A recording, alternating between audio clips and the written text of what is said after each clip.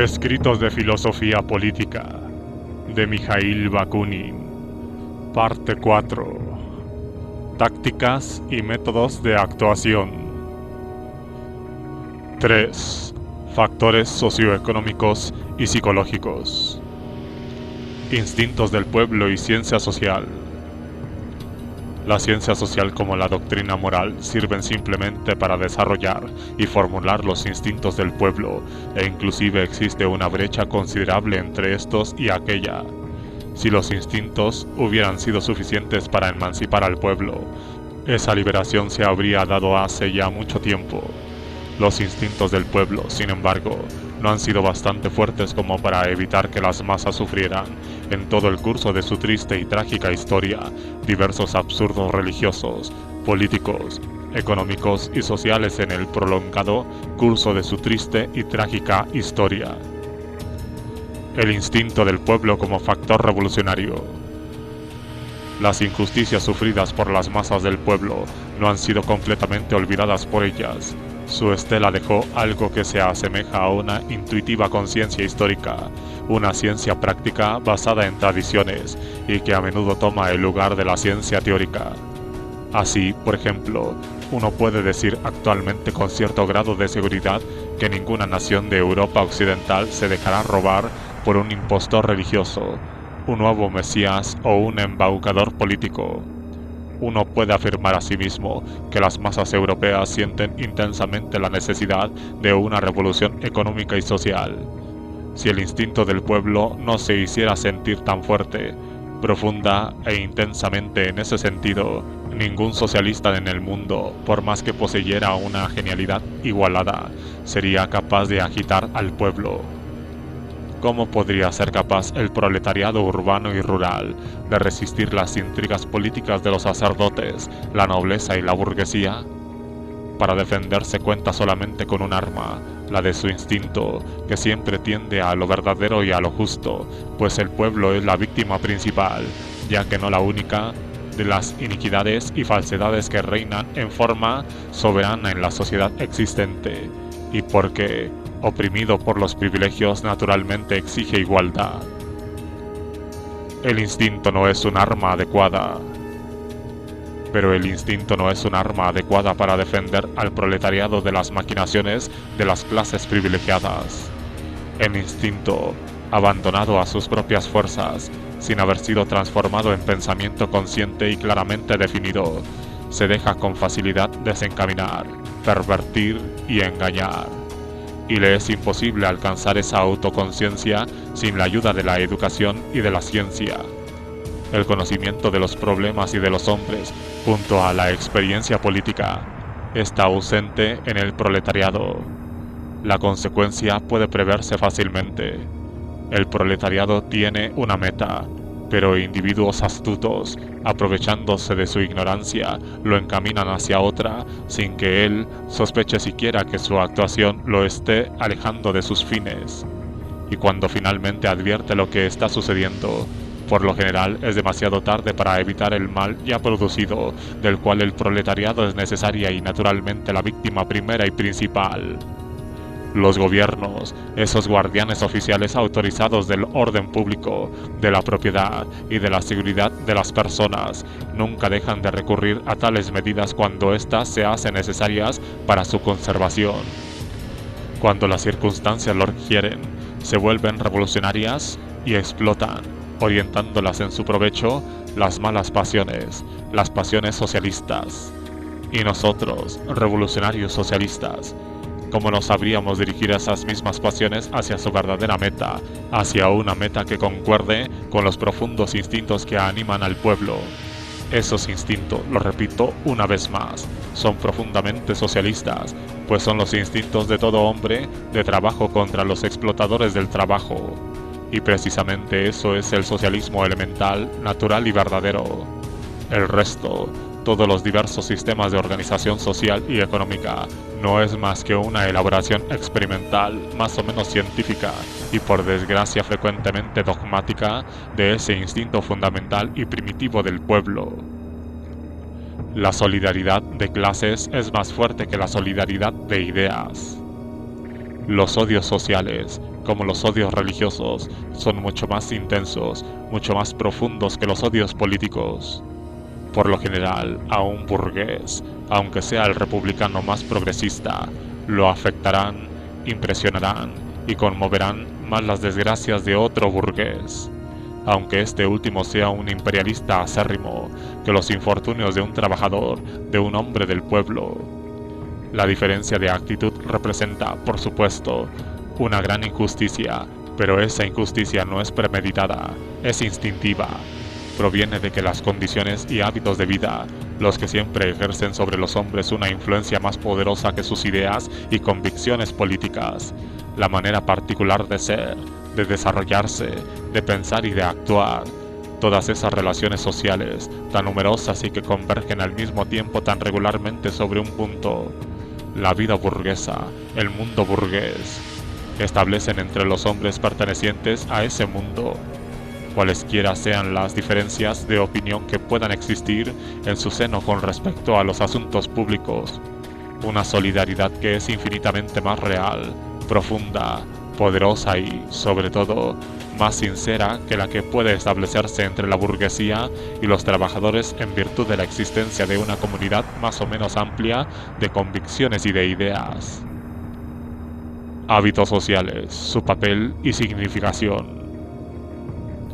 Debido al origen animal de toda sociedad humana y como resultado de esa fuerza de inercia que ejerce una acción tan poderosa en el mundo intelectual como en el mundo moral y material, en toda sociedad que no ha degenerado sino que continúa progresando y mejorando, el mal, ancestralmente, está más profundamente enraizado que el bien. Esto nos explica por qué del total de hábitos colectivos actuales en los países más o menos civilizados, la mayoría de ellos son absolutamente despreciables. Nadie imagina que quiero declarar la guerra a la tendencia general de la sociedad y de los hombres a dejarse gobernar por el hábito.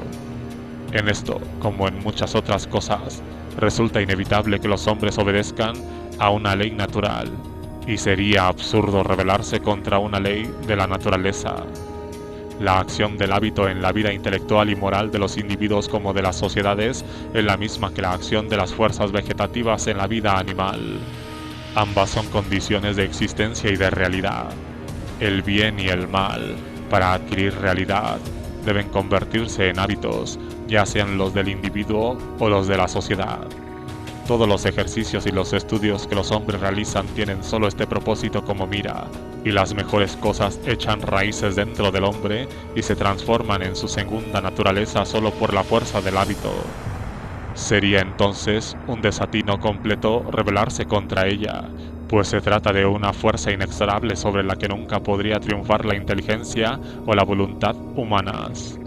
Pero si, iluminados por las ideas racionales de nuestra época y por el verdadero concepto de justicia elaborado por nosotros, queremos seriamente convertirnos en hombres, debemos hacer solo una cosa: usar constantemente nuestra fuerza de voluntad, es decir, nuestro hábito de controlar la voluntad ante las circunstancias a fin de desarraigar los malos hábitos y reemplazarlos por buenos. Para humanizar a la sociedad en su totalidad, es necesario destruir sin compasión todas las causas, todas las condiciones económicas, políticas y sociales que provocan en los individuos la tradición del mal y reemplazarlas por condiciones que tendrán como consecuencia necesaria alentar y desarrollar en esos individuos la práctica y el hábito del bien. La pobreza no es por sí sola factor determinante de la revolución. En Italia, como en cualquier otro país, existe un único e indivisible mundo de individuos rapaces que, saqueando el país en nombre del Estado, no han conducido, para mayor beneficio de ese Estado, a la pobreza y a la desesperación más extrema. Pero hasta la pobreza más terrible que pueda llegar a afligir al proletariado no es en sí misma garantía de la inevitabilidad de la revolución.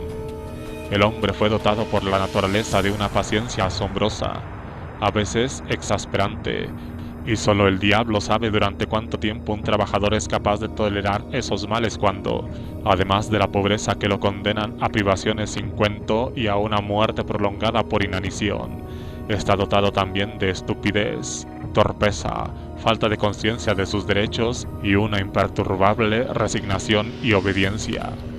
Un hombre así nunca reaccionará, morirá antes que rebelarse. La desesperación como factor revolucionario. Cuando es llevado a extremos de desaliento, el hombre es capaz de estallar en un rapto de indignación. La desesperación es un sentimiento penetrante, intenso. Lo saca del sopor del sufrimiento resignado y eso ya supone una comprensión más o menos clara de la posibilidad de una existencia mejor a la que, sin embargo, no espera llegar. Pero como no es posible permanecer mucho tiempo en la desesperación, rápidamente ésta lo lleva a la muerte o a la defensa de una causa. ¿Qué causa? La causa de la emancipación, por supuesto, y del logro de una vida mejor. El papel del ideal revolucionario. Pero ni siquiera la pobreza y la desesperación bastan para provocar una revolución social. Aunque puedan originar un número limitado de alzamientos locales, resultan inadecuados para mover a todas las masas populares. Eso solo puede ocurrir cuando el pueblo está animado por una idea universal surgida históricamente de las profundidades de su instinto, desarrollado, ampliado y calificado por una serie de acontecimientos significativos, experiencias amargas y penosas. Y cuando tiene una idea general de sus derechos, como así también una fe profunda, apasionada, uno podría decir hasta religiosa, en esos derechos, cuando ese ideal, esa fe popular, confluye con una pobreza que lleva al hombre a la desesperación, entonces la revolución social es eminente e inevitable y no existe poder en el mundo que sea capaz de detenerla. Las revoluciones únicamente pueden emprenderse en momentos históricos determinados. Voy a explicar la situación particular que puede llegar a enfrentar el socialismo francés que siga a esta guerra. Alude a la guerra franco-prusiana de 1870 al 71. En el caso de que la misma termine con una paz vergonzosa y desastrosa para Francia, los trabajadores estarán mucho más insatisfechos de lo que han estado hasta ahora. Por supuesto, esto es evidente por sí mismo, pero se sigue de ello que se volverán más revolucionarios su temperamento y su espíritu por su voluntad y sus decisiones. E incluso si sucede así, ¿resultará para ellos más fácil que hasta ahora emprender una revolución social? La desesperación y el descontento no bastan. No vacilo en dar aquí una respuesta negativa a ambas preguntas. Primero, el temperamento revolucionario de las masas trabajadoras, y no por cierto de los individuos excepcionales que tengo en mente. No depende solo del mayor o menor grado de pobreza y descontento, sino también de la fe o la confianza que los trabajadores tengan en la justicia y en la necesidad del triunfo final de su causa. Desde que comenzaron a existir las sociedades políticas, las masas fueron siempre acicateadas por la pobreza y el descontento, pues todas las sociedades políticas y todos los estados, tanto monárquicos como republicanos, desde el comienzo de la historia hasta nuestros días, siempre estuvieron basados, y todavía lo están, en la pobreza y en el trabajo forzado del proletariado. Por consiguiente, los derechos sociales y políticos, como los bienes materiales, han sido siempre privilegio exclusivo de las clases gobernantes. A las masas trabajadoras solo se les correspondieron las privaciones, el desprecio y la violencia de todas las sociedades políticamente organizadas. De ahí su descontento sobrellevado durante siglos. Sin embargo, ese descontento rara vez provoca revoluciones. Vemos que ni siquiera los pueblos reducidos a la miseria más extrema manifiestan signos de agitación. ¿Cuál es la razón de esta situación? ¿Están acaso conformes? En absoluto. La razón es que no tienen conciencia de sus derechos, no tienen fe en su propio poder, y porque carecen de ambas cosas es que siguen siendo esclavos sin esperanzas. Los obreros, como ocurrió después del alzamiento de diciembre, estarán sometidos a un total aislamiento moral e intelectual, y por ello estarán condenados a una completa impotencia. al mismo tiempo, para dejar sin cabeza a las masas trabajadoras, unos pocos cientos, quizás unos pocos miles de los elementos más enérgicos, más inteligentes, más convencidos y más fervientes, serán arrestados y deportados a Cayena, como se hizo en 1848 y 1851. ¿Y qué harán las masas desorganizadas y decapitadas? Comerán pasto y, fustigados por el hambre, trabajarán furiosamente para enriquecer a sus patrones. Deberemos esperar mucho tiempo antes que el pueblo trabajador, reducido a tal estado, emprenda una revolución. La desesperación externa, sin el poder organizado de la voluntad colectiva, lleva al desastre.